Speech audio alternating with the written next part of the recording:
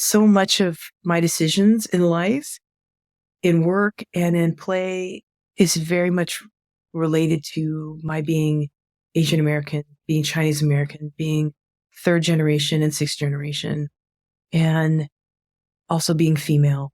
Those two things, gender and ethnicity, race for me is really noticeable and impactful. And I remember on one hand, when I'm thinking about today's conversation, I think a lot about the model minority myth and being raised in that and what it's done for me to amp up this sort of feeling like you have to be perfect. You have to never fail.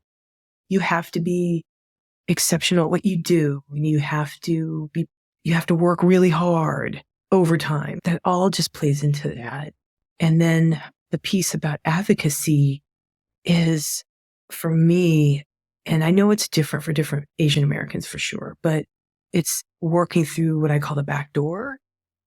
That I think the avenue for me where I feel most comfortable about change is really working that back door, working through relationships and being more subtle about how to influence or advocate for someone. Now, it doesn't mean I don't know how to speak directly when I'm like advocating for. I have an easier time, for instance, advocating for a client, you know what I mean, directly for someone than say myself.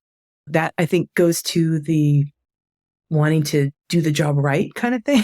But certainly that plays a part in it. And just, I think especially if you are working with Asian Americans in a work setting, it is really easy. And now I'm just reflecting about my experiences as an Asian American woman in group settings. It is very easy for us to feel, or for me to feel like unnoticed and forgotten. And unless someone reaches out and says, "Hey, Sharon, what do you think about that?" I may not say anything at all, like in a group setting, unless it's something I'm really passionate about, or it ignites something, or someone says something that I think is really in error, well, then I'll say something. But I've been in situations, Charmaine, and I started taking note of this more in the last 5 years, where people just don't even think I'm there. It's if I was invisible. So I'm much more cognizant of that. And I think it's so important to help people that feel invisible and that have been marginalized in that way, to make sure to make room for them, make space for them, make sure to check in on them when they're in group settings or in meetings, or do the backdoor method after the meeting, check in with them to find out what they thought about that meeting. Because I remember in grad school, people saying, you all, meaning the Asian Americans that were in a group together, you're all so quiet in class. But then you get out of class and you're like jabbering away, right?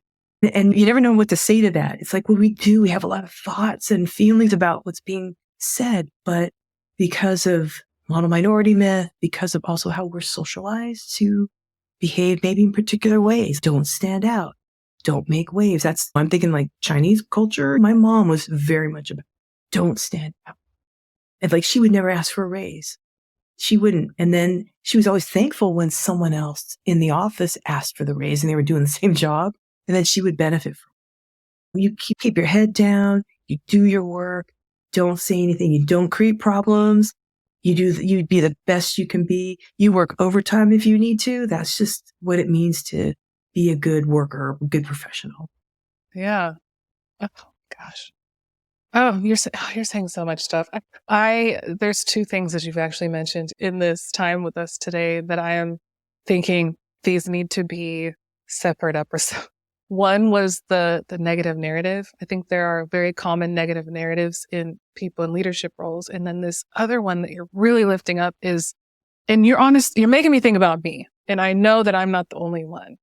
When we have these experiences from our culture's identities that are historically marginalized, historically oppressed.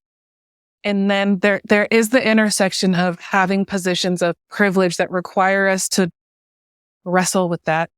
If we're doing the work, it requires us to wrestle with it. It requires us to wrestle with it. And I cannot tell you, the more I do this work, the more I have to acknowledge my internalized oppression and what it looks like because of my identities, cultures. It is all the time. When you were saying what you were saying, I'm like, oh my gosh, this makes sense. And then I was thinking about some of the stuff that you were sharing with your experiences just today in what that looks like. Maybe not saying something, that extra layer of who you are. And there's that point where we have these experiences and then we have these privileged positions. So what does that mean and what does it look like?